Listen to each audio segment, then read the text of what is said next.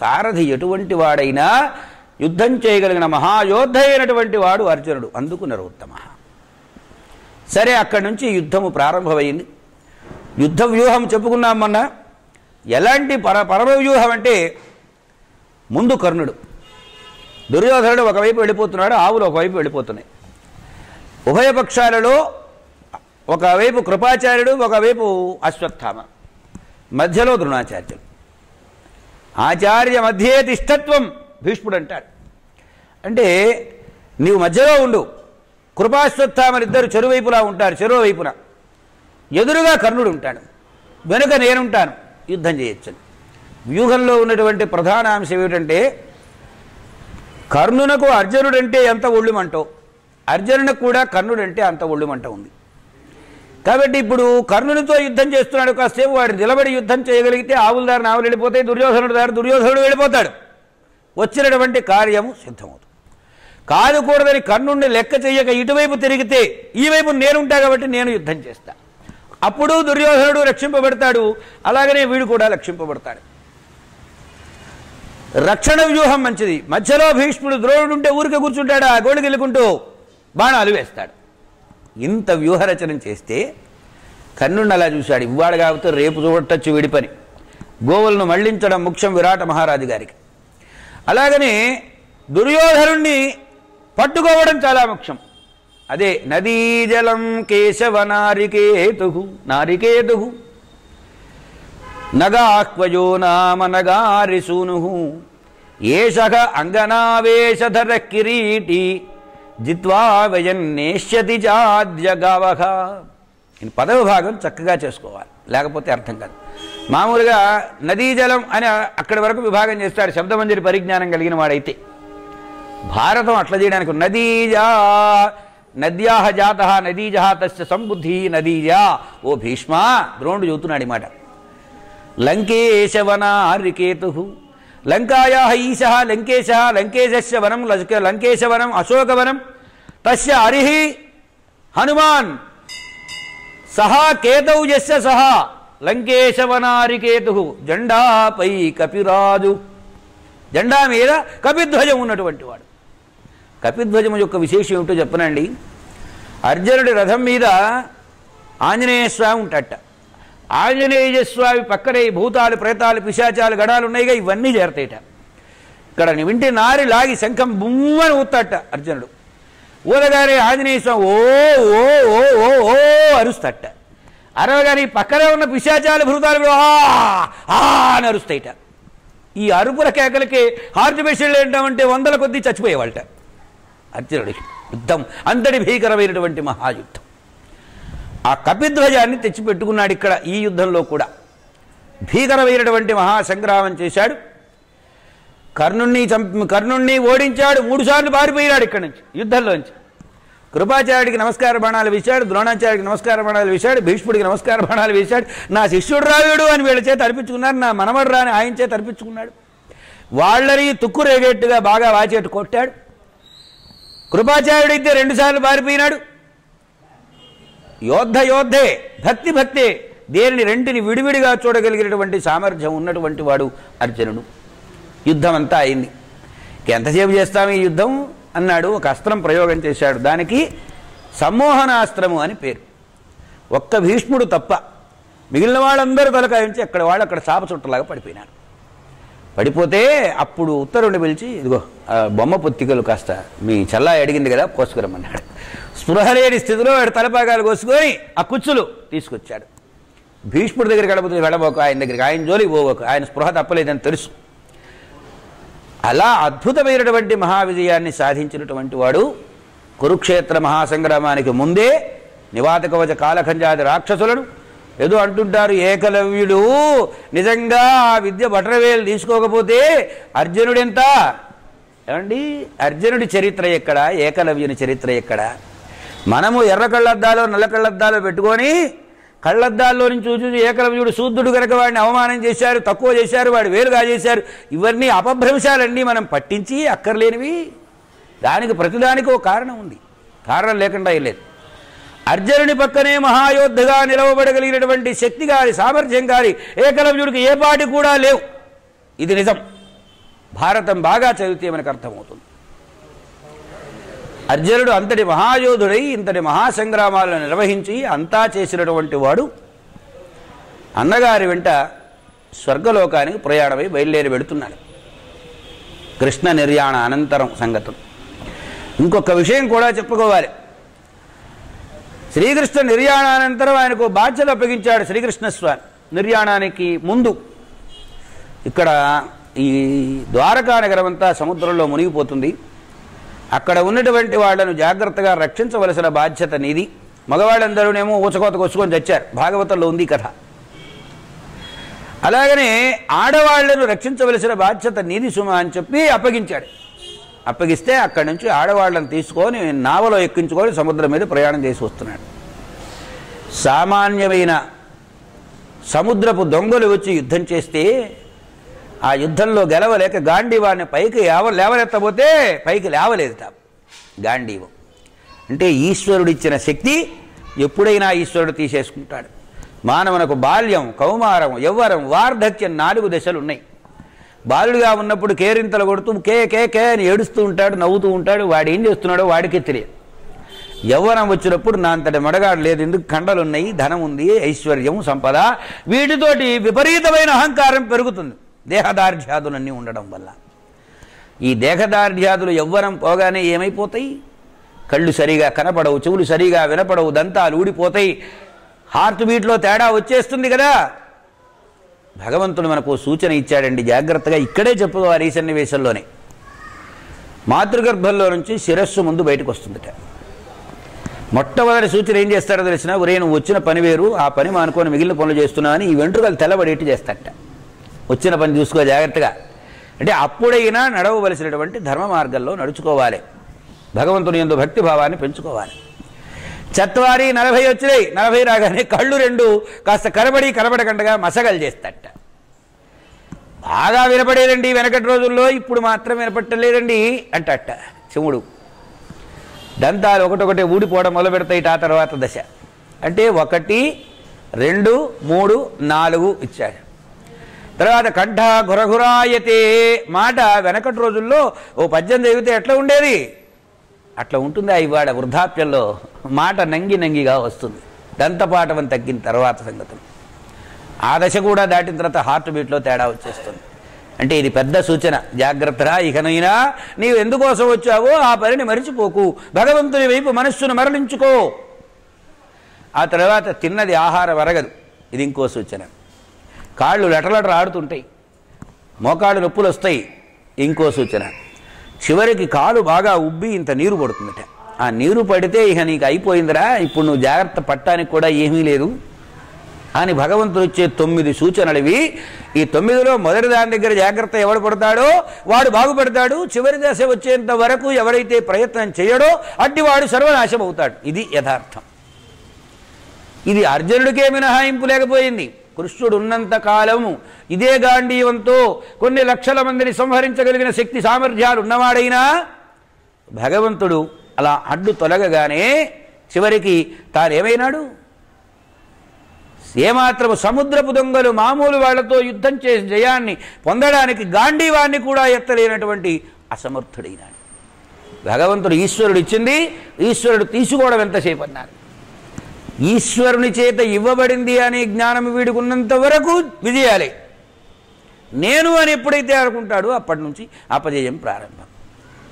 శ్రీకృష్ణస్వామి అర్జునుడి పైన ఎంత గొప్ప అనుగ్రహాన్ని చూపాడంటే, కురుక్షేత్ర సంగ్రామం అంతా అయిపోయింది. ధర్మరాజు గారు, భీముడు, నకులుడు, సహదేవుడు, అర్జునుడు వీళ్ళందరూ కలిసి హస్తినాపుర సామ్రాజ్యం దగ్గరికి వెళుతున్నారు. లోపలికి ఆ కోట గోడ దగ్గరికి వెళ్ళారు. ఈయనేం చేశాడు? అర్జున దూకేసేయి కిందకన్నాడు. రోజు ఏం చేసేవాడు? ఆ డోర్ తెరిచి పట్టుకొని సార్ ఎక్కండి అనాలి. డ్రైవర్ చేసే పని అదేగా. ఈరోజు ఏమిటి బావా ఇలా మాట్లాడుతున్నావు అన్నాడు. అంటే నేను అహం అర్జున ఉన్నది లోపల. ఎప్పుడైతే అలా అన్నాడో ముందు నువ్వు దూకు, తర్వాత మాట్లాడదామన్నాడు కృష్ణుడు. ఒక్క దూకు దూకాడు. శ్రీకృష్ణుడు కూడా అలా లేచి ఎగిరి అర్జునుడు పక్కకి దూకాడు.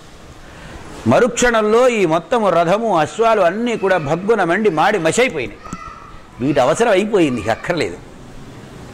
ఇంకా యుద్ధం చేసినా అర్జునుడు జయజయాలను పొందవలసి వచ్చినా అవన్నీ కూడా మామూలుగా యుద్ధం చేసే జయాన్ని పొందొచ్చు. ఇంతటి మహావీరులు లేరు. ఇంత అస్త్రబలం, ఇంత శస్త్రబలం ఇవేవీ లేవు. ఒక భీష్ముడు, ఒక ద్రోణుడు, ఒక కృపుడు, ఒక అశ్వత్థామ వాళ్ళే మామూలు వాళ్ళండి, మహాయోధులు. అంటే అప్పుడు చెప్పాడు, ఈ రథములో వాళ్ళు వేసినటువంటి అస్త్రములనన్నింటినీ నా పాదంతో అలా అణిచి ఉంచాను. ఇప్పటి వరకు అవి పని చేయకుండా అవి పనిచేస్తే నువ్వు లేవు, నేను లేను, కనుక అందుకోసం నిన్ను దూకమన్నానన్నాడు.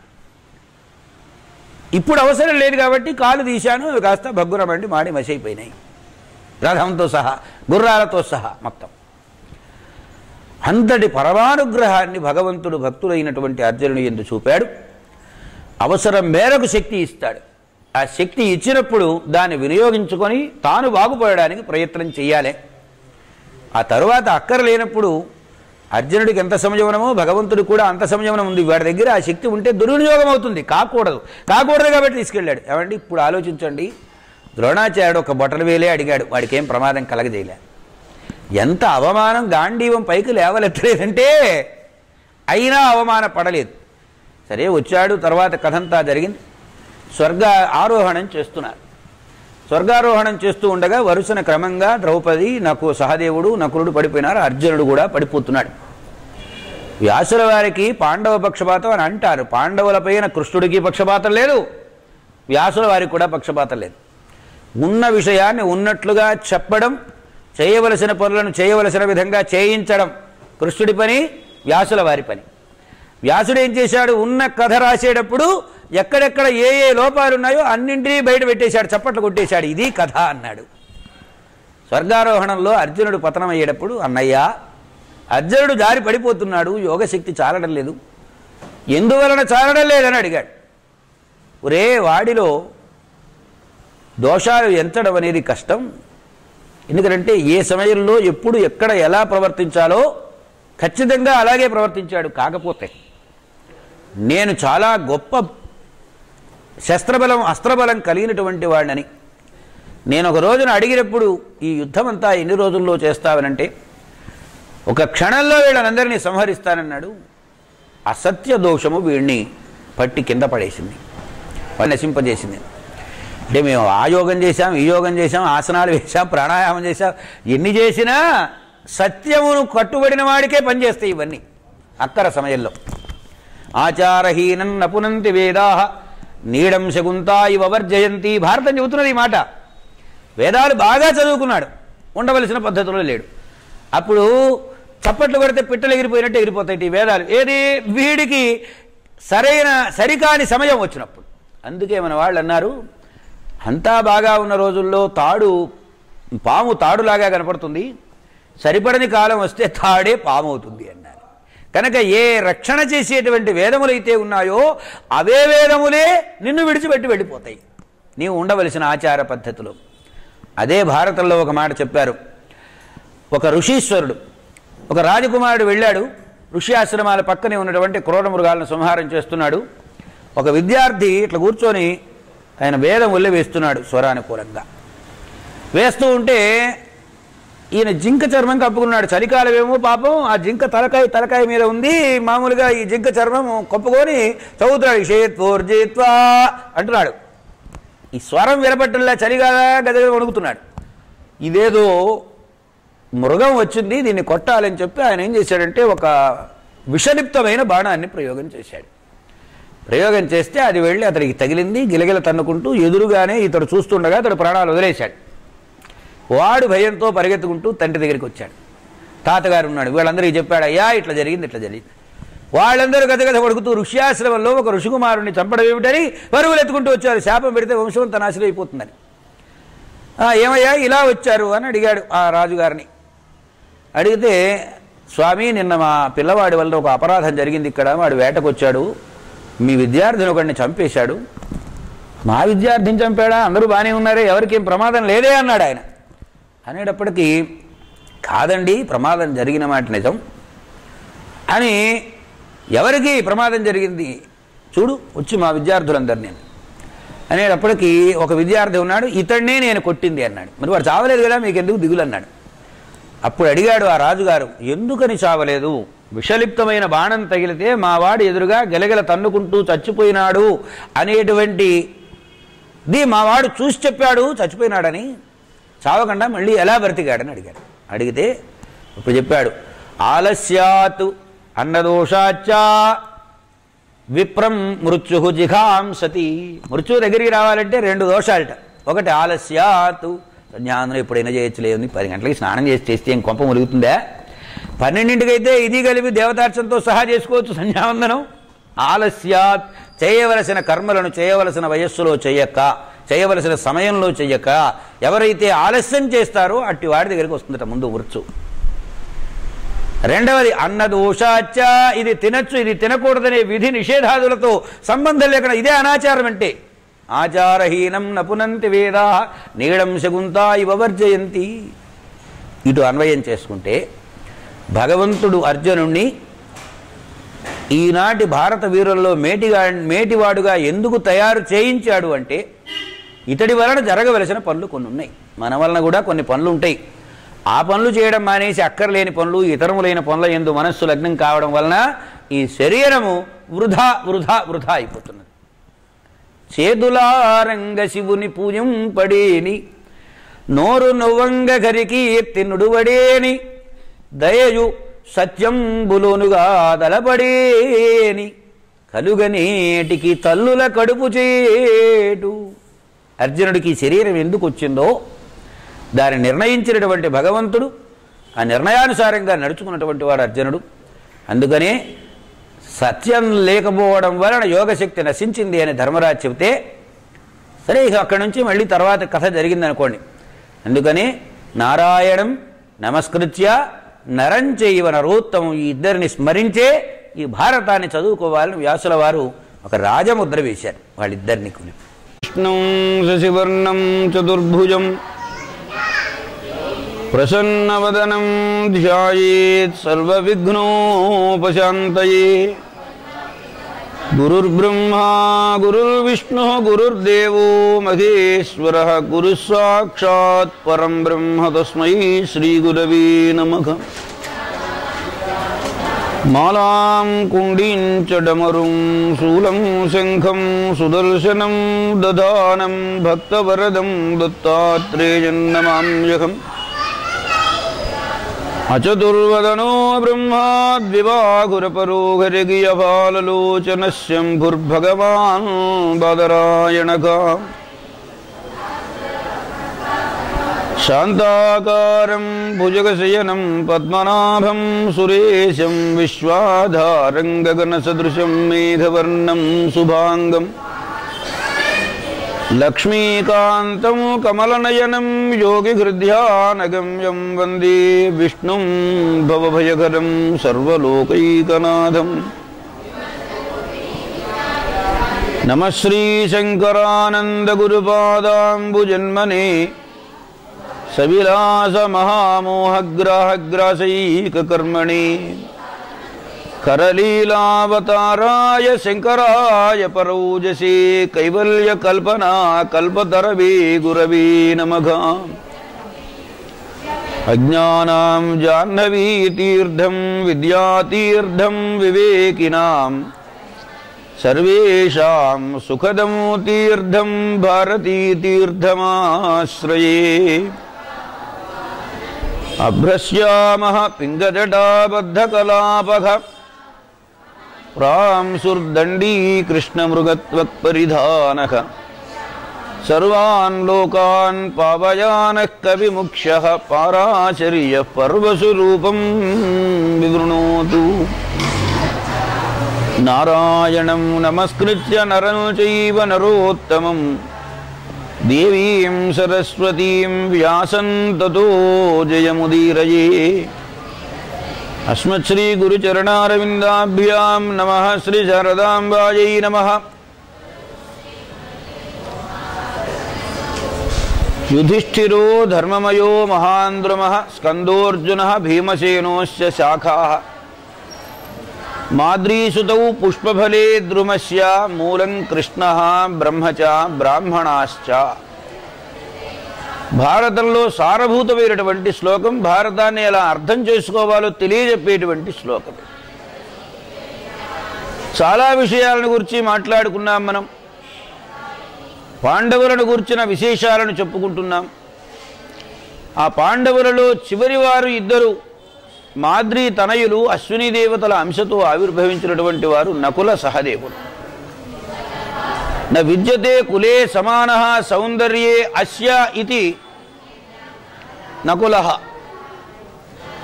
నకులనకు పేరేమిటంటే ఆ వంశంలో పుట్టిన వాళ్లలో అంతటి అందగాడు మరెవ్వడూ లేట. అంతటి మహా సౌకుమార్య సౌందర్య విభ్రాజమాన దివ్యమంగళ స్వరూపుడు నకులుడు.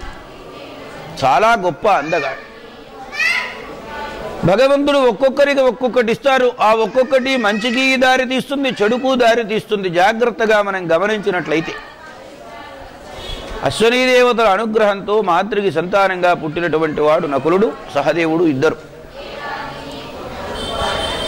పెద్దగా వీళ్ళని గురించి భారతంలో ప్రధానతమంగా మనకు కనబడేది ఎక్కువగా ఉండదు. ఎందువలనంటే అన్నచాటు బిడ్డలు 2-3 మెరుపులు లాంటి సన్నివేశాలను మాత్రమే ముందు ఉంచుతారు. రాజసూయ మహాధ్వర సమయంలో 2 దిక్కులను జయించిన వాళ్ళు ఈ ఇద్దరు. భీమార్జునుడు వేరే దిక్కులకు వెళితే నకుల సహదేవులు ఇద్దరు చెరో దిక్కు వైపు వెళ్ళి దిగ్విజయం చేసి వచ్చినటువంటి మహానుభావులు. శక్తివంతులు, సామర్థ్యంలో లోపమేమీ లేనటువంటి వారు. రాజసూయం నిర్విఘ్నంగా కొనసాగించడానికి తమ వంతు సంపూర్ణ సహాయ సహకారములను అందించినటువంటి వారు. ద్రౌపది స్వయంవరంలో ధర్మరాజు బాధపడ్డాడు, భీముడు బాధపడ్డాడు, అర్జునుడు బాధపడ్డాడంటే అంత బాధ నకులుడు సహదేవుడు కూడా అనుభవించే ఉంటారు. విరాట పర్వంలో పశుల కాపరిగా ఒకడు, గుర్రాలను మేపేవాడుగా ఒకడు, ఆ శారలకు అధ్యక్షుడుగా ఉంటూ కష్టకాలంలో తల దించుకొని వంచుకొని బ్రతికినటువంటి మహానుభావులు నకుల సహదేవులు ఇద్దరు. యుద్ధంలో అపారమైనటువంటి శక్తి సామర్థ్యాలను ప్రకటన చేసి 2 సన్నివేశాలు. ఒకటి విరాట పర్వంలో దక్షిణ గోగ్రహణ సందర్భంలో విరాటరాజును రక్షించడం కోసం. రెండవది మహాకురుక్షేత్ర సంగ్రామంలో తక్కువైన వాళ్ళేం కాదు, అపారమైన శక్తిని సామర్థ్యాన్ని ప్రకటించినటువంటి వాళ్ళు, అనేక మంది శత్రుమూకలను చీల్చి చెండాడినటువంటి వాళ్ళు. సరే, ఆ విషయాలన్నీ పక్కన పెడితే నకుల సహదేవులకు సంబంధించినటువంటి విషయాలు స్వర్గారోహణ పర్వంలో చూపించారు. అసలు నిజానికి స్వర్గారోహణ పర్వం ఈ కథకి పెద్దగా అవసరమా అని అనిపిస్తుంది, కానీ ఎంత అవసరమో చూపించారు ఆ సన్నివేశంలో. క్రమంగా శ్రీకృష్ణ నిర్యాణానంతరం వీళ్ళందరూ ఈ లోకాన్ని విడిచి యోగశక్తితోటి శరీరాలను తేలిక చేసుకొని ఆకాశమండలంలో అలా ప్రయాణం చేసి వెడుతున్నారు. సహదేవుడు పతనం అవుతున్నాడు. ద్రౌపది అప్పటికి పడిపోయింది. ఎందుకు పడిపోతున్నారు అన్నయ్య అని అడిగాడు భీముడు. అడిగితే ఆయన సమాధానం చెప్పాడు, నా వంటి జ్ఞాని లేడు అని అతనికి అహంకారం పోయి తన అహంకారమే తన పతనానికి హేతువు అని చెప్పాడు సహదేవుణ్ణి గురించి. అలాగనే నకులుడి గురించి నా అంతటి అందగాడు లేడని చెప్పాడు గర్వబోతూ. అందువలన అతడు యోగశక్తి నశించి పతనమైపోతున్నాడు. చాలామంది ప్రతిగ్రహం మహాదోషం అని ప్రచారం చేస్తూ ఉంటారు. ప్రతిగ్రహం అంటే ఇతరులు ఏదైనా దానంగా ఇస్తే ఆ వస్తువును స్వీకరించకపోవడం అనేది ప్రతిగ్రహం. అప్రతిగ్రహం అంటారు దాన్ని.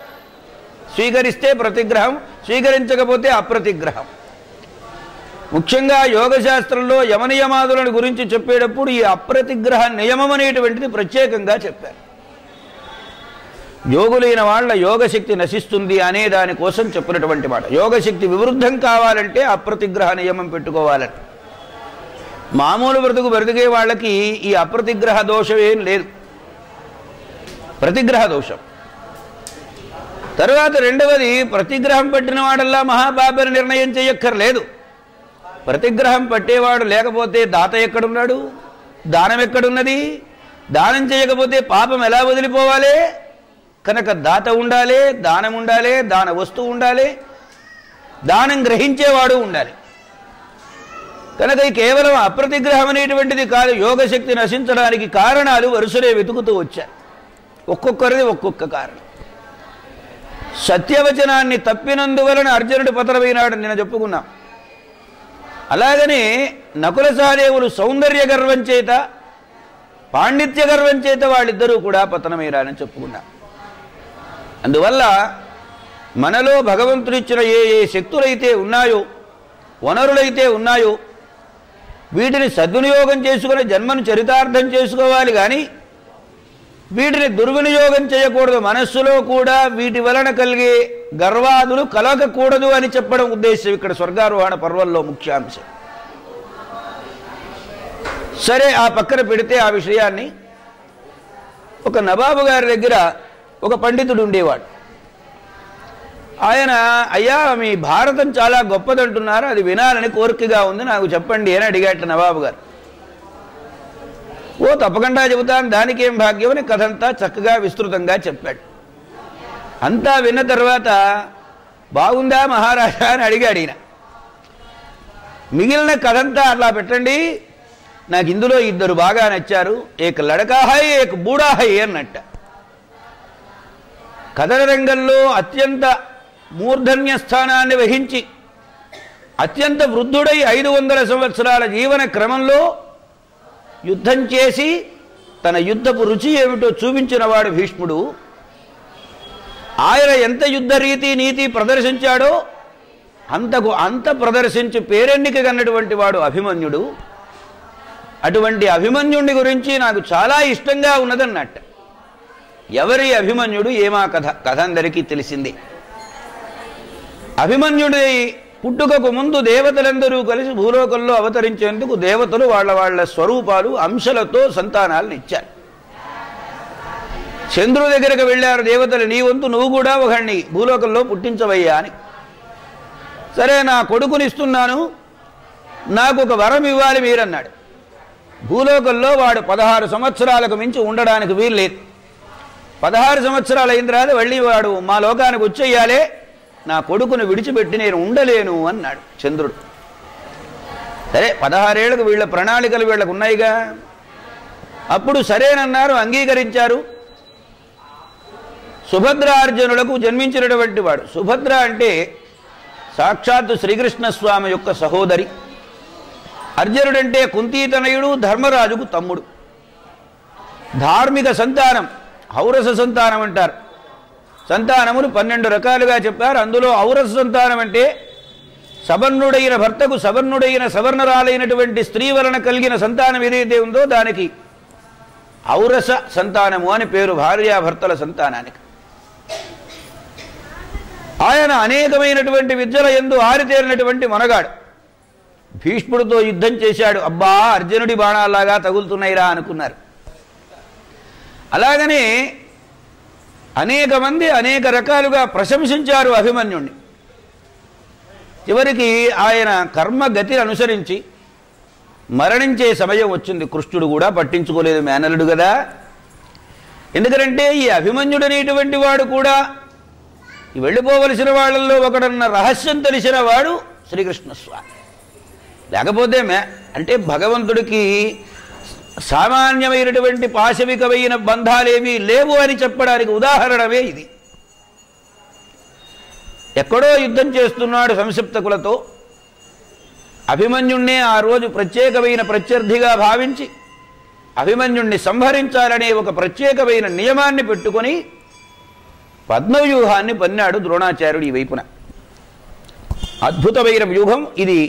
భేదించడం అనేది సామాన్య యుద్ధ వీరులకు సాధ్యం కాదు. అభిమన్యుడు కూడా కొంత విద్య నేర్చుకున్నవాడే ఏ పద్మవ్యూహ భేదనంలో. దీని మీద మన వాళ్ళు కథ చెబుతారు. సుభద్రాదేవి ఒక రోజు నిద్రపోతూ ఉండగా అభిమన్యుడు కడుపులో ఉన్న సమయంలో అర్జునుడు వచ్చాడు, పద్మవ్యూహ భేదనాన్ని గురించి చెప్పాడు. వ్యూహ భేదనం వరకు చెప్పాడు కానీ మళ్ళీ వ్యూహాన్ని తప్పించుకొని బయటకు వచ్చేటువంటి ఉపాయం మాత్రం చెప్పలేదు. చెప్పకుండా శ్రీకృష్ణుడు అడ్డుపడ్డాడు. ఇలా ఏవో పిచ్చి కథలు కొన్ని ప్రచారంలోకి వచ్చినాయి. భేదనం చేసిన తర్వాత బయటకు వచ్చేదానికి వెతుక్కోవలసిన పనే ఉంది. యుద్ధము ప్రారంభమైంది. ఆ రోజున యుద్ధం చేస్తూ ఉంటే సంశప్తకులతో యుద్ధం చేయడానికి అర్జునుడు బయట వ్యూహంలోకి వెళ్ళాడు.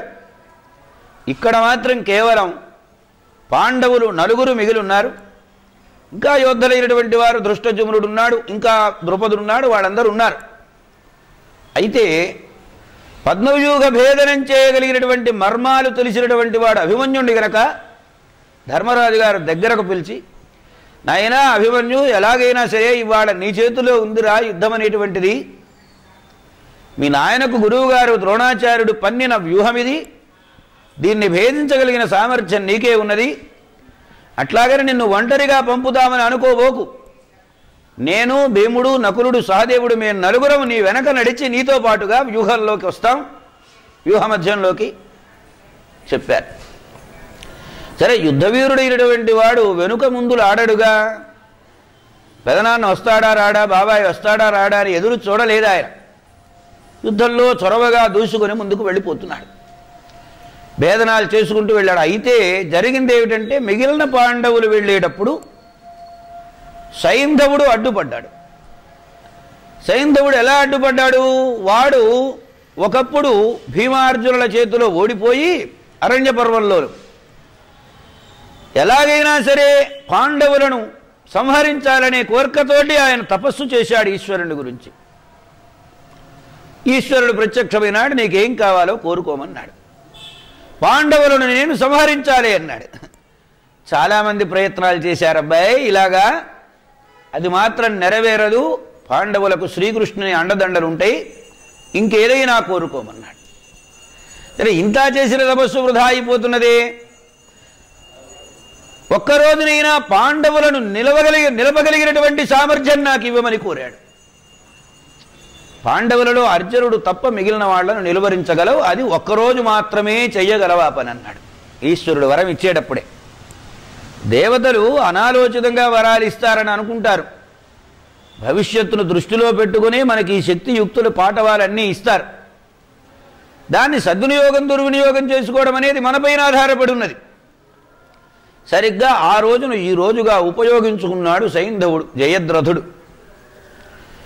సరి అభిమన్యుడు లోపలికి వచ్చాడు, యుద్ధం చేస్తూ వెళుతున్నాడు.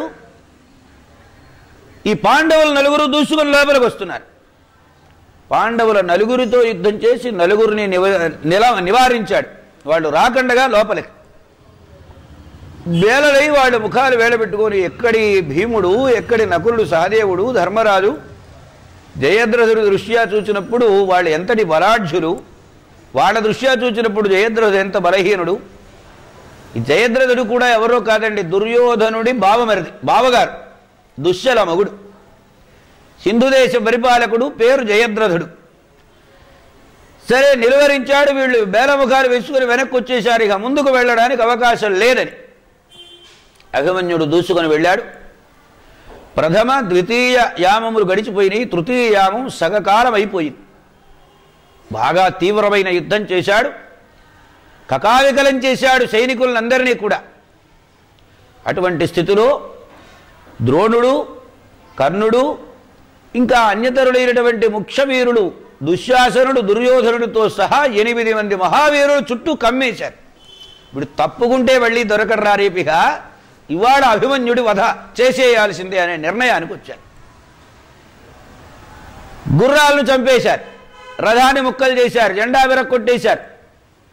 కేవలము పాదచారిగా కింద నిలబడిపోయినాడు. నిజంగా ఏదో ఒక రథంలో బయటకు వస్తే వేరుగా ఉండేది. యుద్ధవీరుడు యుద్ధంలో నుంచి వెనుకకు మరలడం అనేటువంటి ధర్మం కాదని అక్కడే నిలవబడి యుద్ధం చేస్తున్నాడు. ఆ రథపు చక్రాన్ని ఒకటి ఊడబెరికి యుద్ధం చేస్తున్నాడు. ఆ సమయంలో వచ్చాడండి దుశ్శాసనుని కుమారుడు. వాడు అప్పటిదాకా తీరి కూర్చొని టిఫిన్లు ఫలహారాలన్నీ పూర్తి చేసుకొని 3వ జాము ప్రారంభమైన తర్వాత కేవలము అభిమన్యుణ్ణి చంపడం కోసమే యుద్ధానికి వచ్చాడు. ఆ పరువు వాడికి దక్కింది. అభిమన్యుణ్ణి చంపిన వాడేవాడంటే దుశ్శాసనుడు కొడుకు అన్నారు. సరే, యుద్ధం చేశాడు. యుద్ధంలో బాగా అలసి ఉన్నాడు. శరీరం అంతా రక్తపుటీరుడుగా ప్రవహిస్తున్నది. అటువంటి దశలో నేల కూలాడు అభిమన్యుడు. ఈ అభిమన్యు వధగూర్చిన విషయం తర్వాత అర్జునుడికి తెలిసింది సాయంకాలం డేరాలోకి వచ్చిన తర్వాత, బావా నా కొడుకు చచ్చిపోతుంటే ఆ విషయాన్ని నాకు తెలియజెప్పకుండా దాచావే మర్మాన్ని అన్నాడు. అంటే అప్పటికి ప్రతిజ్ఞ చేయడం అయింది. అభిమన్యుణ్ణి చంపినటువంటి చావుకు కారణమైనటువంటి సైంధవుణ్ణి గనక రేపు సూర్యాస్తమయ సమయం లోపల నేను చంపకపోతే ఈ గాంధీవంతో సహా అగ్ని ప్రవేశం చేస్తా, ప్రాణాలే తీసుకుంటానని. అప్పుడు వచ్చాడు కృష్ణుడు. వచ్చిన తర్వాత ఇక్కడ ధర్మరాజు గారిని దూషణం చేశాడు. ధర్మరాజు గారిని దూషణం చేసిన దోషం పోవడం కోసం శ్రీకృష్ణుడు ఉపాయం చెబితే మళ్ళీ ఆయన్ని ప్రశంసిస్తూ మాట్లాడాడు. ఒక వ్యక్తి మంచికి ఎంత కారణమో చెడు కూడా అంతే కారణమవుతాడు. చెడు జరిగినంత మాత్రం చే తిట్టిపోయడమా, పెద్దలైనటువంటి వారిని ఎప్పుడు దూషణం చేయకూడదన్నటువంటి ఓ పరమ సత్యాన్ని ఈ సన్నివేశంలో మనకు చూపించారు. దోషం పోవాలంటే ఏం చేయాలి అంటే, ఇప్పుడు దేవుణ్ణి చాలామంది దొరుకుతుంటారు, దేవుడికి బుద్ధి లేదండి, సకాలానికి వర్షాలు పడి. సకాలానికి వర్షాలు కురిపించిన రోజున నువ్వేమైనా ఆయన ప్రశంసించావా, దండాలు పెట్టావా? ఏమీ లేదు.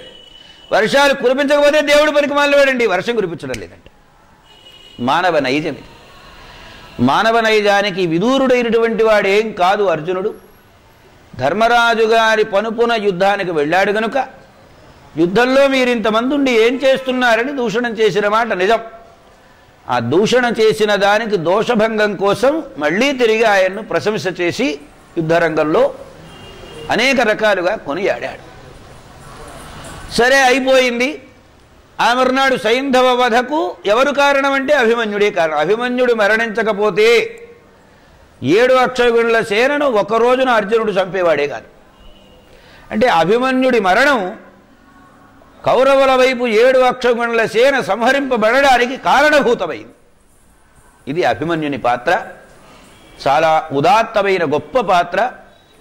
ఎక్కడా ఆయన నేనింతవాడిని నేను అంతవాడిని ప్రగల్భాలు మాట్లాడినటువంటి సన్నివేశాలు ఎక్కడా మనకు కనపడవు. భారతం మొత్తం మీద ఉన్న వాటిలో చాలా చిన్న పాత్ర అయినా తడుక్కున ఓ మెరుపు మెరిసినట్లుగా మెరిసి వచ్చినప్పుడు ఆనందం, వెళ్ళేటప్పుడు విషాదం, ఈ రెంటితో కూడినటువంటి ఒక అద్భుతమైన పాత్ర అభిమన్యుని పాత్ర. ఇంకా విచిత్రం ఏమిటంటే, ఈ అభిమన్యుడు యుద్ధానికి వెళ్ళే నాటికి అంటే సుమారు 2 మాసాల కాలం, వివాహం జరిగిన తర్వాత యుద్ధానికి వెళ్ళేటువంటి మధ్య సమయం. అప్పటికి ఉత్తరాదేవి గర్భాన్ని ధరించి ఉన్నది. ఆ ఉత్తరా గర్భంలో జన్మించినటువంటి పరీక్షణ్ మహారాజే తదనంతర రాజ్య అధికారి అయినాడు. ఆ పరీక్షణ్ మహారాజు అకాల మరణాన్ని పొంది సందర్భంలో జనమేజయ మహారాజు మళ్ళీ రాజ్యానికి వచ్చాడు. అంటే ఒక రకంగా చెప్పాలంటే వంశాన్ని నిలిపినటువంటి వాడు అభిమన్యుడు. వంశము నిలిచింది అభిమన్యుడి వల్ల, అభిమన్యుని వంశమే నిలిచింది.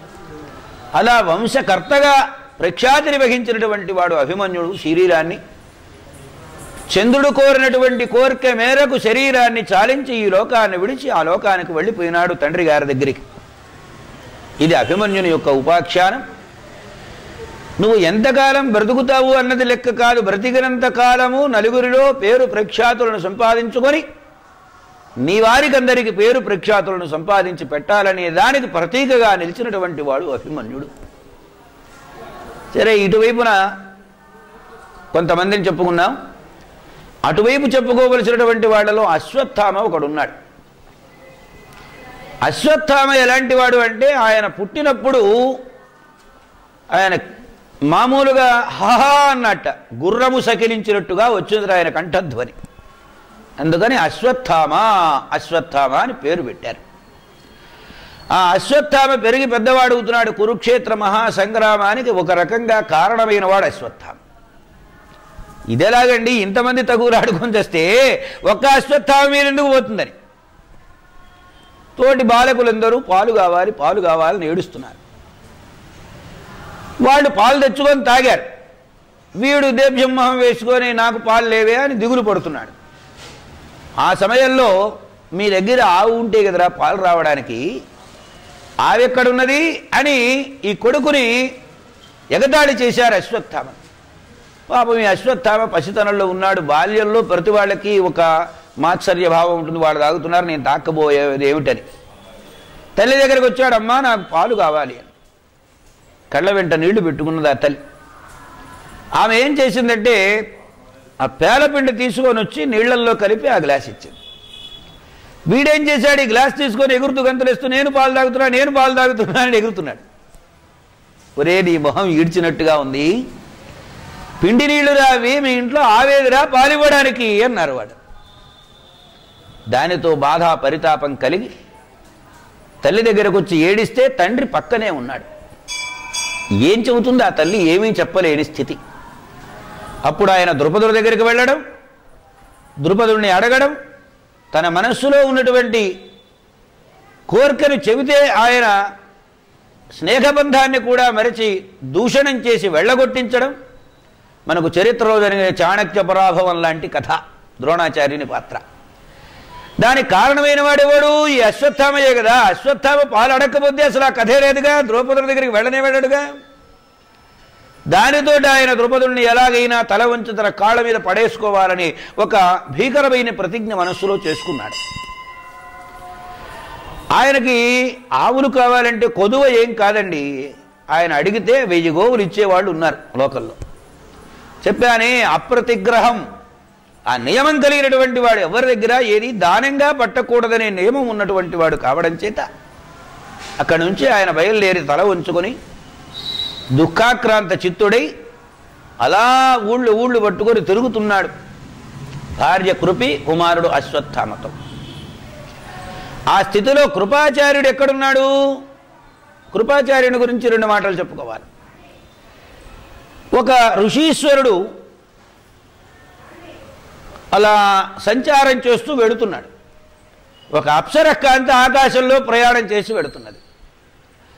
ఆమె యొక్క అత్యద్భుతమైన మహాసౌందర్యాన్ని చూచి ఈయనకు రేతపత్రమైంది ఋషీశ్వరుడు. అయ్యయ్యో అనుకుంటున్నాడు, రేతపత్రమైంది. ఒక రెల్లు దుబ్బు మీద పడింది. 2 భాగాలైంది, ఇటో భాగం. అమోఘ మహావీర్య సంపత్తి కలిగినటువంటి వాడు కావడం చేత ఆ ఋషీశ్వరుడు ఒకవైపు పడిన భాగంతో కుమారుడైనాడు, ఒకవైపు పడిన భాగంతో కృపి ఆడపిల్లయింది. ఈ ఇద్దరినీ తీసుకుని వెళ్ళి పెంచాడు శంతను మహారాజు చిన్నతనాటి నుంచి. కృపి అనే పేర్లతో ప్రసిద్ధులైనారు వీళ్ళు. బాదరాయణ అంటే ఏమిటి? ఎందుకురా నీకు లేనిపోని బాదరాయణ సంబంధం అంటుంటారు కదా లోకల్లో. బాదరాయణుడు అంటే మామూలు మాట, బదరి వనం నివాసంగా కలిగిన వాడు గనక బాదరాయణుడు అని పేరు. బదరాహ అయనం యశస బాదరాయణ. అటువంటి ఆయన తనది కానటువంటి, తనకు సంబంధం లేనటువంటి అద్భుతమైనటువంటి మేధావి అయిన ఆ మహర్షి కూడా ధృతరాష్ట్రుడు ఏమిటి, పాండురాజు ఏమిటి, వీళ్ళు ఏమైపోతున్నారు అంత దిగులు పడకపోయినా దుర్యోధనుడు ఏమిటి, ధర్మరాజు ఏమిటని ప్రతిరోజు ఆలోచించే పరిస్థితిలో పడ్డాడు. తనకు అక్కరలేని బంధాన్ని ముడివేసుకున్న సంబంధం ఏదైతే ఉందో దానికి బాదరాయుడు సంబంధం అని పేరు పెట్టారు. వ్యాసుల వారికి పెట్టిన గతి పట్టింది నీకని. నీకు అక్కర్లేని విషయాలు నీకెందుకురా? అటువంటి శంతను మహారాజు ఈ పిల్లలిద్దరినీ తీసుకుని వెళ్ళి పెంచి పెద్ద చేశాడు. అక్కరలేని సంబంధంతో ఆయన అక్కడ ఉన్నాడు. సరే, ఇక్కడి నుంచి ఈ ద్రోణాచార్యుడు వెతుక్కుంటూ బావమరిది ఇంటికి వెళ్ళాడు. అప్పటికి ఆయన అక్కడ ఉన్నటువంటి గురుకులానికి గురువుగా ఉన్నాడు. విద్యను నేర్పుతున్నాడు ఇటు పాండవులకు అటు కౌరవులకు కూడా. ఆ సమయంలో ద్రోణుడు అక్కడికి చేరి వాళ్లకు విలువిద్యలను నేర్పాడు. ఈ నేర్పడానికి కారణం ఎవరు? ఈ అశ్వత్థామయ్యగా. కురుక్షేత్ర మహాసంగ్రామానికి పరోక్ష కారణం ఎవరు అంటే అశ్వత్థామ అయినాడు. కర్మగతి ఎలా నడుపుతుందో మనుష్యుడు అలా నడుస్తాడే తప్ప తమ చేతులలో ఏమీ లేదు. అలాగా ఆయన పాండవుల పక్షాన్ని విడిచి కౌరవుల పక్షంలో ఉండవలసిన పరిస్థితి వచ్చింది. కౌరవుల పక్షంలో ఉండడం వలన యుద్ధం చేశాడు. ఆ యుద్ధంలో చాలామంది తన కళ్ళ ఎదురు చచ్చిపోయినారు. ఒక దృశ్యాన్ని చూచారు. అశ్వత్థామ చెప్పలేదు కానీ ద్రోణుడు కూడా చెప్పాడు, భీష్ముడు కూడా చెప్పాడు. అర్ధశ్య పురుషో దాసః. ఈయన ఏదో ఒక సినిమాలో నాగభూషణం గారు అనుకుంటా అంటాడు, ఒకడు 100కి పడతాడు, ఒకడు 1000కి పడతాడు, ఒకడు 10,000కి పడతాడు, ఒకడు 1,00,000కి పడతాడు రా, పడనివాడెవ్వడు. సరిగ్గా అదే మాట. అర్ధస్య పురుషో దాసః. అర్థము సంపద. వాడు పెట్టిన తిండి తిన్నారు వీళ్ళు. ఆ కృతజ్ఞతాభావము అశ్వత్థామలో కూడా ఉంది. సరే, అట్టి స్థితిలో ఒక సందర్భంలో వెళ్ళిపోదామనేటువంటి ఆలోచన కలిగిన ద్రౌపదీ వస్త్రాపహరణ అనంతరం ఆకాశవాణి చెప్పిన మాటకు ద్రోణుడు, అశ్వత్థామ, కృపాచార్యుడు ముగ్గురు ఈ పక్షంలోనే మిగిలిపోయి ఉన్నారు. వీరప్రతివీరులంటే అందరూ అటు వెళ్ళిపోతే ఇటువాడు చేస్తారు, కానీ అటువాడు చావద్దు. అందువలన వ్యూహరచనలో భాగంగా కౌరవుల వైపు ఉండవలసిన పరిస్థితి వచ్చింది. పెరిగి పెద్దవాడయింది వాళ్ళ తిండితో అనే భావన మనస్సులో ఉండడం చేత అశ్వత్థామ విపరీతమైనటువంటి యుద్ధం చేసి అనేక మందిని సంహారము చేశాడు. ఈ అశ్వత్థామని గురించి చెప్పుకోవలసిన మాటలు చివరిలో ఉన్నాయి. 10 రోజులు భీష్ముడు సేనానాయకత్వం వహించాడు, 5 రోజులు ద్రోణుడు సేనానాయకత్వం వహించాడు, 2 రోజులు కర్ణుడు సేనానాయకత్వం వహించాడు, ఒక అరరోజు అంటే 2 జాముల కాలం శల్యుడు సైన్యాధిపత్యం వహించాడు.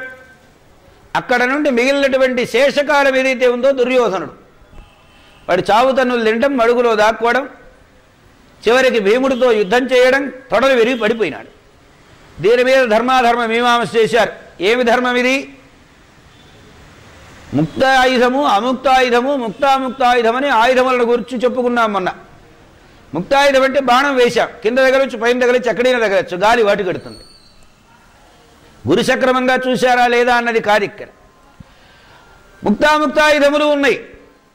భీముడు తన చేతిలో గద తీసుకొని గిరగిర తిప్పుతూ తొడల మీద కొట్టాడు. అముక్తాయుధంతో అంటే తన చేతిలో ఉన్న ఆయుధంతో నాభికి అధోభాగంలో కొట్టకూడదు, తొడల మీద కొట్టాడు. ఇదేమి ధర్మమని బలరాముడు కూడా అలిగాడు. అన్నయ్య, ఈ సంగతులు నీకు తర్వాత చెబుతాను, ఇప్పుడు చెప్పేదానికి సమయం లేదు అనగానే అలిగి వెళ్ళిపోయినాడు అక్కడి తీర్థయాత్రలకు. ఆ తరువాత కృష్ణుడు దుర్యోధనుడు ఏడ్చాడు. కంసదాసపుత్ర అన్నట్ట కృష్ణుడిని పట్టుకొని. కంసస్య దాస వసుదేవ, వసుదేవస్య కుమార నందన శ్రీకృష్ణ అంటే ఆ లోపల ఉన్న కడుపు మంట ఎలా ఉంటుందో ఆ ఒక్క మాటలో చూపించాడు. కంసదాసపుత్ర, మా పాండవులు చాలా మంచివాళ్ళయ్యా, నువ్వు చెడగొట్టావు వాళ్ళని, అధర్మయుద్ధం చేయించావు అంటే అప్పుడు కృష్ణుడు నోరు తెరిచాడు. ఇప్పుడు గుర్తుకొచ్చిందా నీకు ధర్మం అనే సంగతి? భీముడికి విషాన్నం పెట్టిన రోజున ఇది ధర్మము కాదని అనిపించలేదా? ద్రౌపది నిండు సభలోకి ఈడ్చుకొని వచ్చి వస్త్రాలు ఊడ్చిన రోజు ఇది అధర్మమని అనిపించలేదా నీకు? నిన్న కాక మొన్న అభిమన్యుండి 8 మంది మహాయోధులైనటువంటి వారు, రణరంగ సూరులైనటువంటి వారు, రణపాండిత్య వైభవం చెందినటువంటి వాళ్ళే. అటువంటి మీరు ఒక్కడి మీద యుద్ధానికి వచ్చి దొంగ దెబ్బ తీశారే, ఇదేమి గుర్తులేదా నీకు? ఇవన్నీ ధర్మాలా, అధర్మం కాదా అంటూ నేనంటూ చేసింది ఏమీ లేదు. నీవు ఏ విత్తనం నాటావో అదే మొక్క మొలిచింది, అదే పంట పండింది, ఆ పంట నువ్వు తినక తప్పదు అన్నాడు కృష్ణుడు. అంటే దాని అర్థం నీవు అధర్మం చేశావు, ఆ అధర్మమే మహావృక్షమైంది, పంట పండింది, ఆ పంట తినక తప్పుతుందా? అధర్మంలో మునిగి తేలినవాడు అధర్మంతోనే చేస్తాడు. మన ధర్మశాస్త్రాలు, పురాణాలు, కథలు ఏం చెబుతున్నాయంటే ఆ వ్యక్తి యొక్క మరణం ఏ దశలో ఏర్పడుతుందో దాన్ని బట్టే వాడు మంచివాడా చెడ్డవాడా నిర్ణయం చేసుకోపోమన్నది. జడభరతుడు అనేటువంటి వాడు లేడంటూ చచ్చాడు, లేడిగా జన్మ ఎత్తాడు భాగవతంలో. అజామేయుడు నారాయణ నారాయణ అంటూ చచ్చాడు, నారాయణుడు వచ్చి నారాయణ లోకానికి తీసుకుని పోయారు, విష్ణుదూతల ద్వారా వెళ్ళాడు. కనుక నీ మరణం ఎలా ఉంటుందో దాన్ని బట్టి నీ ధర్మాధర్మ స్థితులను నిర్ణయం చేయాలి. శేషన్యాయం ఏదైతే ఉందో, శేషన్యాయం అంటే ఇక్కడ నీకు బ్యాలెన్స్ ఏది మిగిలింది, ఏది పోయింది. అజామిళుడి కథలో పాపమంతా పోయింది, పుణ్యం మాత్రం మిగిలింది. నారాయణ క్రూరాత్ముడజామీళుడు నారాయణయంచునాత్మనందను విలువన్ ఆ రీతి నీలుకుంటివి ఏరీ నీ సాటి దైవమిలలో కృష్ణ. ఏమండి పద్యాలు చెప్పేవాళ్ళు ఎవరైనా ఉన్నారా ఇవాళ? చిన్నప్పుడు ముసలమ్మలు ఉండేవాడు కాబట్టి కొంపల్లో వాళ్ళు ఊళ్ళో కూర్చోబెట్టుకొని చిన్న చిన్న కథలు, అనగనగా ఒక రాజు ఉన్నాడు, ఆ రాజుగుడి 7 కొడుకులు ఉన్నారు, 7 వేటకుడు, ఏదో కథలు చెప్పేవాడు. వాడు ఆధారంగా మనదైన సంస్కృతి పైన మనస్సును మరలించడానికి అనుకూలమైనవి. ఓ సుమతీ శతకమా, ఓ కృష్ణ శతకమా, ఓ దాశరథీ శతకమా, ఓ భాస్కర శతకమా, ఏం చెబుతున్నాం మనం ఇవాళ పిల్లలకి? పట్టుమని 4 పద్యాలు నోటుకొచ్చురా అంటే అబ్బే మాకేమీ రావే. హరియను 2 అక్షరముల హరియుచును పాతకముల నంబుజనాభా హరినీ నామ మహాత్మ్యము హరిహరి పొగడంగవశమే హరి శ్రీకృష్ణ. వెనకటి రోజుల్లో పాపం ఇంట్లో ముసలమ్మలున్నా ఉండకపోయినా తల్లులకు కాస్త ఖాళీ ఉండేది. ఇంటి పని అంతా చేసుకొని నెత్తినేసుకున్నా కాస్త ఖాళీ దొరికినప్పుడు ఓ పాటో పద్యమో ఏదో చెప్పేవాడు. ఇవాళ మంగళహారతి పాటలు వాడే ఆడవాళ్ళు లేరు, పిల్లలకు పద్యం చెప్పేటువంటి తల్లుళ్ళు లేరు. రేపు ఈ బిడ్డలు అనాథలై మనదైన సంస్కృతి తెలియక ఎంత పాడైపోతారో మనం ఒక్క క్షణం వెనక్కి తిరిగి ఆలోచిస్తున్నామా? భగవంతుని స్మరణంతో మరణించాడు కాబట్టి ఆ క్షణం వరకు చేసినటువంటి పాపములన్నీ తొలగిపోయి పుణ్యంగా మాత్రమే మిగిలి ఉన్నాడు అజామిళుడు. తమాషాది. సాలగ్రామ శిలావారి పాపహారి విశేషత ఆజన్మ కృత పాపానాం ప్రాయశ్చిత్తం దినే దిని. ఇంట్లో దేవతార్చన పెట్టుకోమన్నారు, దేవతార్చన చేసి ఆ తీర్థం పుచ్చుకోమన్నారు కదా. మనకి ఓపికలు లేవు, దేవతార్చన మనం ఇంట్లో చేయలేం, మడితో నైవేద్యం ఉండాలి, పెద్ద సమస్య కదా అన్నింటికంటే అసలు. అందుకని ఏమంటే మనకి అక్కర్లేని మడి దేవుడికి ఎందుకు చెప్పండి? శుచి శుభ్రత అన్నారు కానీ నువ్వు మడిగట్టావా మడిగట్టలేదా? దేవుడికి పనికొచ్చేంత శుభ్రత అంటే మడిగట్టుకోవడం అనే అర్థం. ఇవాళ పితృకార్యాల్లో కూడా పట్టుబట్టలు కట్టుకొని వంట చేసేవాడు నన్ను చేసేవాళ్ళు లేరు, వంట మనిషే చేస్తుంది. కానీ ఒకవేళ ఈ కోడలి పిల్ల దీపారాధన చేసేవాడు పట్టుబట్ట కట్టుకొని చేస్తున్నది తప్ప చిత్రాలు ఎన్నో. వెనకటి రోజుల్లో తడిబట్ట కట్టుకొని కోడళ్ళు లేని వాళ్ళు వంట చేసి పితృకార్యం చేస్తే ఆ పితృదేవతలు తరిస్తారు. అందుకోసం కోడల్ని తెచ్చుకోవడం. కన్యా దానం కాదు ఇది, కన్యా ఆదానం. మనదైన సంస్కృతిని వైభవాన్ని అంతటినీ కూడా మనం మరిచిపోలే, నిర్లక్ష్యపరుస్తున్నాం. లక్ష్యపరిస్తే దాని వలన పొందే సత్ఫలం పితా దదాతి చైశ్వర్యం గోధనాని పితామఖగా. తండ్రి ఏమిస్తాడన్నారు? ఐశ్వర్యం ఇస్తాడు. అలాగనే తాత ఏమిస్తాడన్నారు? గోవులు పశు సమృద్ధి బాగా ఇస్తాడట. అలాగనే ప్రపితామహుడు ఏమిస్తాడన్నారు? ఈ వంశము చల్లగా 10 కాలాల పాటు వృద్ధి చెందుతూ ఉండాలి, ఆశీస్సులు ఇస్తాడు. మనకి ఏమందుతున్నాయి? ఏమందుతాయి? మనం ఏం చేస్తున్నామని అందుతాయి.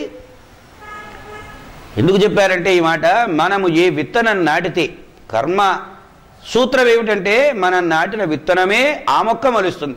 వేప విత్తనాలు నాటి అదే దశరథుడు ఏడుస్తాడు రామాయణంలో అయోధ్యకాండలో, నేను ఇంతకాలం మామిడి చెట్టు అనుకో నీళ్లు పోశాను, పనికి మాలిందానా నువ్వు వేప చెట్టు అనే సంగతి ఇప్పటికి అర్థమైంది నాకన్నాడు. రాముణ్ణి నాకు దూరం చేసి నా మృత్యువుని నేను తెచ్చుకున్నట్టయింది, రాముణ్ణి నువ్వు దూరం చేస్తున్నావు, నాకు చావు తప్ప వేరే దారే లేదన్నాడు. రాముణ్ణి విడిచి బ్రతకలేనన్నాడు. ఆ సందర్భంలో చెప్పే మాట, నువ్వు వేప చెట్టువి, మామిడి చెట్టు అనుకున్నాను నేను, భ్రమపడ్డాడు. మామిడి పండ్లు తినాలనుకున్నవాడు ఏం చేయాలి? మామిడి టెంకలు నాటాలి, మామిడి చెట్టుకు నీళ్లు పోయాలి, ఆ మామిడి చెట్టు పెరిగి పెద్దదై మామిడి పళ్ళు ఇస్తుంది. వేప చెట్టుకు నీళ్లు పోసి వేప చెట్టు పెరిగిన తర్వాత విత్తనాలు, వేప విత్తనాలు అయితే వేప చెట్టు కాక మామిడి చెట్టు ఎట్లా మొలుస్తుంది? అరటి చెట్టు మొలుస్తుందా? దాని కాయలు తినేప్పుడు చేదుగా ఉన్నాయి అంటే చేదుగా ఉండక తీయగా ఉంటాయి ఆ వేపకాయలు ఎక్కడైనా. కనుక నీవు చేసిన కర్మ ఫలమే నిన్ను ఈ దుర్దశకు చేర్చింది అన్నాడు కృష్ణుడు. కృష్ణ నిర్ణయం ఇది, నేను చెప్పే మాట కాదు.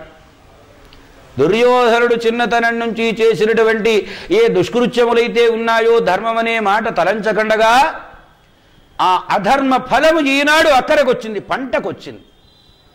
అత్యుత్కటై పుణ్యపాపై ఇహైవ ఫలవశ్నుతే త్రిభిర్మాసై త్రిభిర్వర్షై త్రిభిపక్షై త్రిభిర్దినై.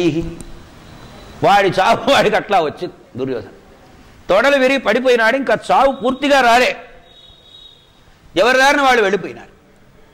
అప్పుడు వచ్చాడు పలకరింపుల కోసం అశ్వత్థామ. బతికున్నంతకాలం అన్నం తిన్నారా తినలేదా అని పట్టించుకోరు బంధువుల విషయం. హాస్పిటల్లో చేరిన తర్వాత పలకరించడానికి వెళ్తారు. ఎందుకు హాస్పిటల్లో పలకరించడం? ఆ కంపు నువ్వు కూడా ఎంట పెట్టుకు రావడానికి తప్ప, భయంతో గదగద వణకడానికి తప్ప. నీవు వాళ్ళు బ్రతికుండగా వాళ్లకు నువ్వే ఉపకారం చేయాలో అది. పోనీ వెళ్ళిన వాళ్ళే బాగున్నావా యాపిల్ పళ్ళు బత్తాయి పళ్ళు, వాడు ఏం తినిచేస్తాడు? రోగం వచ్చిన వాడు, హాస్పిటల్లో పడినవాడు. దానితో పాటుగా ఏదో భగవన్నామం రామాను కృష్ణాను వాడి చెవుల్లో పడేట్టుగా వినిపిస్తారా అంటే అబ్బే అదేం లేదు. తేన బాంధవాహ గరుడ పురాణం చెబుతుంది మాట. మరణించే మనిషి దగ్గర కూర్చొని ఏడవద్దురా అబ్బాయి భగవన్నామాన్ని అను మత్స్య కూర్మో వరాహశ్చ నారసింహశ్చ వామన రామో రామశ్చ కృష్ణశ్చ బుద్ధ కల్కిరేవచ ఇతితే దశ నామాని ఈ 10 నామములు అనాలిట.